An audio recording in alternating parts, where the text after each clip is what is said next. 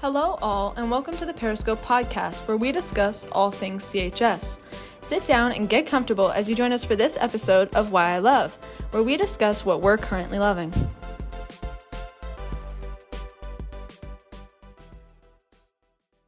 Welcome back, everyone, to the Why I Love podcast here at CHS Periscope. I'm your host, Jarrett Wilson, here with 12th grade English teacher Michelle Disbrow. So, Diz, I usually call you Diz. I don't think there's many people in the Carlisle area that love Carlisle as much as the two of us.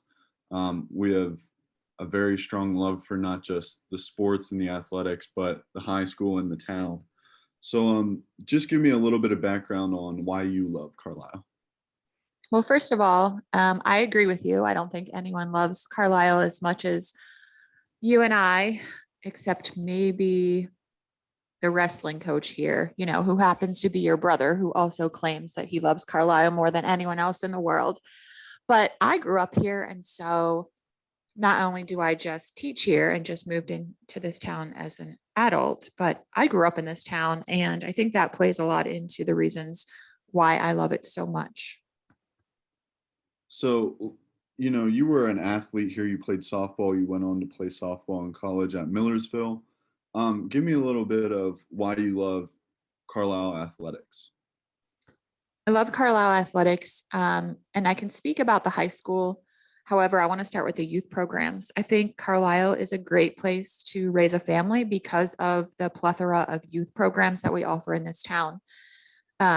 You can go elsewhere and find different sports that maybe we don't offer here, but we have a very strong boys youth lacrosse program. We have baseball. We have many, many soccer opportunities. And even close to Carlisle, you can go and you can participate in ice hockey right down the road in Hershey, or rugby right down the road at Cumberland Valley. I just think Carlisle is a great location for youth sports and for all these programs that we offer here. We have a great swim program through the YMCA. I just think starting at the youth level, there are so many opportunities for kids to discover sports and then grow into their sports. Yeah, absolutely. I agree with that. I think back to when I was little, Carlisle area Little League and North Middleton Little League on the baseball aspect. And, you were talking about my brother, who's the head wrestling coach. Also what they're doing over at Carlisle area midget football, just getting kids to love the sports that, they're going to play under the lights on Friday or play every other day on a baseball diamond, just developing a love for the sport at such a young age is definitely something that we're all thankful that Carlisle is able to give kids an opportunity for. Yeah, I know. And I would say that's one of my goals. Like I coach our middle school girls lacrosse program through the Y, and I didn't play lacrosse, but I want to see the high school sports grow here and get better. And I think the number one way to do that is to offer legitimate youth programs. And so I think it starts with the youth. And I think that the high school sports need to become more involved with the youth feeder programs because that is the future of their teams. So, I think youth sports are so important for so many different reasons. Absolutely. I 100% agree. And it's the struggle with that is finding, coaches that not only love your program, but are willing to put in the time. And, sometimes it's a very thankless job to coach youth sports, but to find a person who's ready to give in a lot of time to help develop these kids. I mean, I agree. And I think, it's crazy because I'm coaching a sport that I know nothing about. And then one of my former students and now friend, Jordan Wenger, he played lacrosse in high school and was very, very good. And so we joke when we see each other because here I am, a softball player coaching lacrosse, and he is a lacrosse player who is now coaching his daughter's softball team. And I was like, we should just switch in the spring. Yeah. But there's, we have a lot of athletes living in this area that I would really love to see give back. And I think it's hard because a lot of the youth coaches are not paid. And, there's a lot of issues that can come with being a coach. I mean, it's a huge time commitment for little to no pay. And so I would really like to see us figure out a way to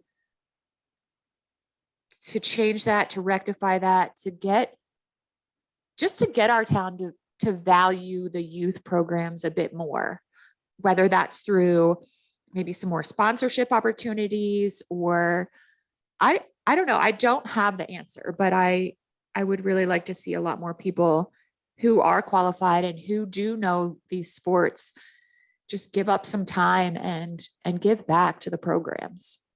It definitely is a complicated and important subject. So, Diz, you said a lot about wanting to see the high school programs advance. And, it's obvious. Every time I walk into your room, it seems like there's a high school athlete in there looking for advice, talking to you about the next game, their schedule, stuff like that.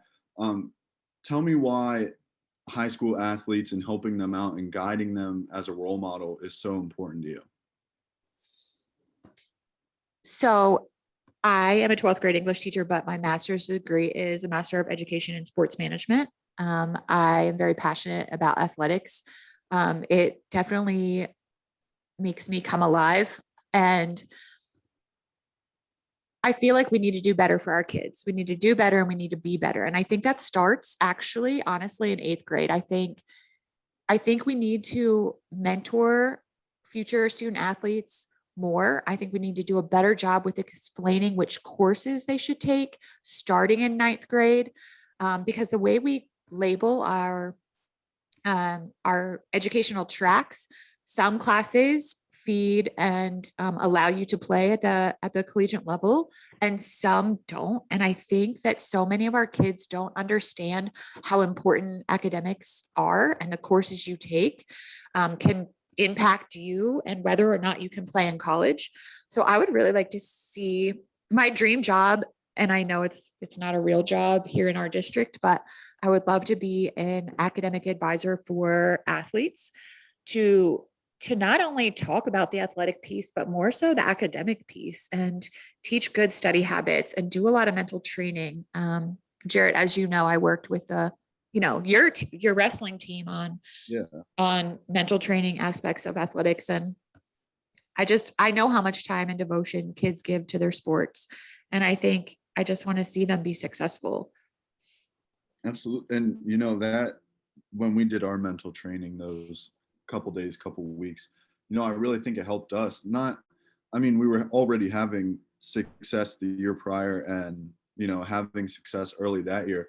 I'm saying like making us a better person and furthering us as an athlete, just thinking about like the one thing that me and you talk about a lot is controlling the controllables, just talking about stuff like that to our student athletes is something that really isn't just going to impact them in sports, but it's going to impact them the rest of their life, any they face. Right. I agree. I just think sports give you so many life lessons. It gives you the highest highs and the lowest lows. And I think it just makes you a better person. And we have a lot of great teachers here who were college athletes. And I think a lot of our students don't realize that. And they don't, I don't know. We have a great faculty and a lot of things to offer here at Carlisle. And athletics is just a small piece of that. But for some people and some kids, it's more than that. It's their whole life.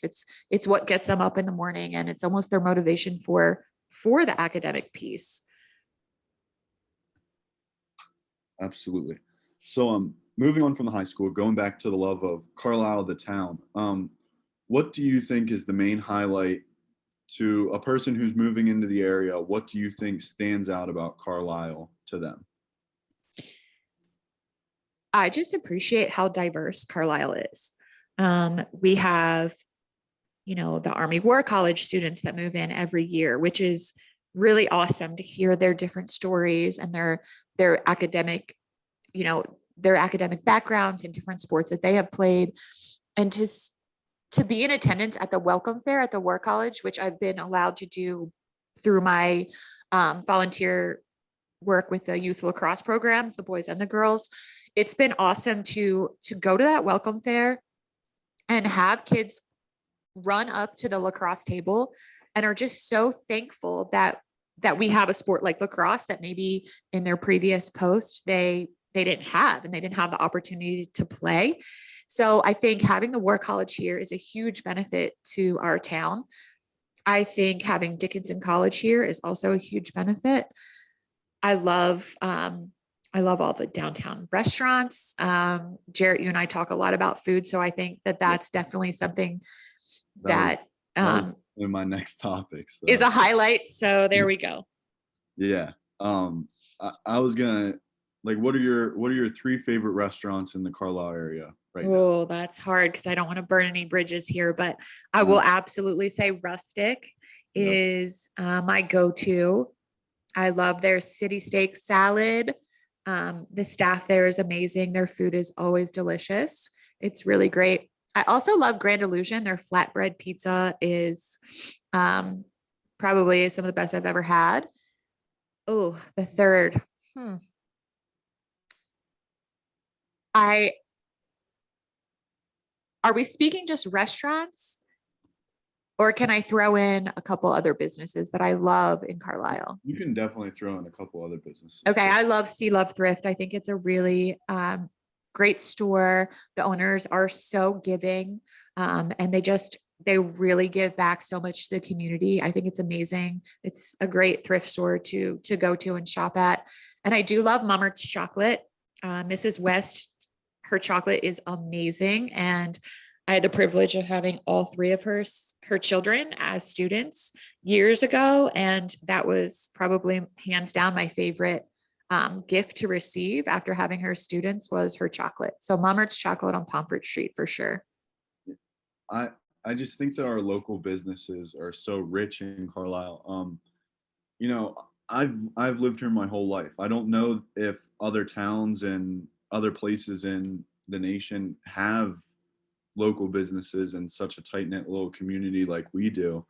But I just feel like every time I drive downtown, it's just, you don't see the big buildings and the huge apartments and stuff, but I just feel like what we lack in looks, we lack in quality. Like, just, I love our small businesses. I love the look of our downtown. And I just think it's so beautiful. And especially in the winter, like when they decorate the square and for Ice Fest.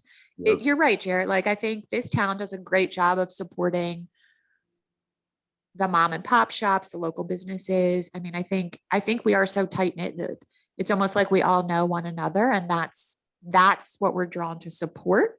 Yeah. So we support each other. I think definitely one thing that scared me about COVID was, you know, we were going to lose some local businesses, and then we were giving a lot of attention to some local businesses. Like, what was going to happen after things started to settle down? Like, were we still going to go out and see our, like you said, the local mom and pop shops, our local businesses? Were we still going to support them? And was that revenue going to be able to roll through? And honestly, I think it has for Carlisle. Like, our restaurants are packed downtown. Like, I love to see it. Yeah, I do too. They're packed. I think probably, I mean, I'm not a business owner, so I can't speak for them, but I would say, I think we are still lacking the workforce though. We need people to work at these restaurants. They still need help. They need servers and dishwashers, and I think we still need workers. So I think that's really important that we're looking to work at those places if in fact we need a job, because we do want to see those places continue and thrive. Yeah, absolutely. It's such a big part about, you know, the town that we love. And honestly, there's no place I'd rather grow up, and hopefully I get to raise a family here one day. You know, you are a Wilson, so I can't see you living anywhere else. Yeah, exactly. Well, thank you for joining me today, Diz. You're welcome.